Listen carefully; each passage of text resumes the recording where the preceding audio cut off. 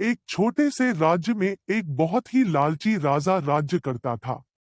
हालांकि वह बहुत अमीर था, पर वह राजा इतना लालची था कि अपने राज्य के लोगों से भी तरह तरह के कर लगाकर उनसे पैसा वसूल करता था। वह राजा सोने, चांदी, हीरे, मोती आदि चीजों को पसंद करता था। लेकिन उसकी एक बेटी थी जिसे वो इन सब चीजों से ज्यादा प्यार करता था। एक बार राजा अपने बागीचे में टहल रहा था। तभी उसने एक परी को देखा। परी के कुछ बाल पेड़ों की शाखाओं में फंस गए थे।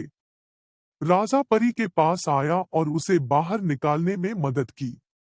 परी खुश हो गई और राजा की धन्यवाद देकर जाने लगी। लेकिन राजा ठहरा लालची।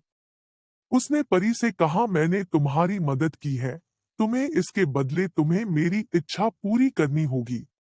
परी ने राजा की एक इच्छा पूरी करने के लिए कहा। राजा ने कहा, मेरी इच्छा है मैं जी भी चीज को हाथ लगाऊं वो चीज सोने की हो जाए। परी उसकी आभारी थे, सो उसने राजा की इच्छा पूरी कर दी और वहां से चली गई। राजा ने एक पत्थर को हाथ लगाया, अचानक पत्थर सोने का हो गया। लालची राजा बहुत खुश हुआ।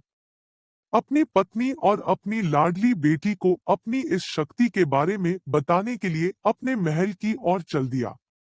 रास्ते में उसने कई पत्थर और कंकड़ को छूते हुए और उन्हें सोने में बदलते हुए देखा। जब राजा अपने महल पहुंचा तो उसकी बेटी उसे बधाई देने के लिए दौड़ी।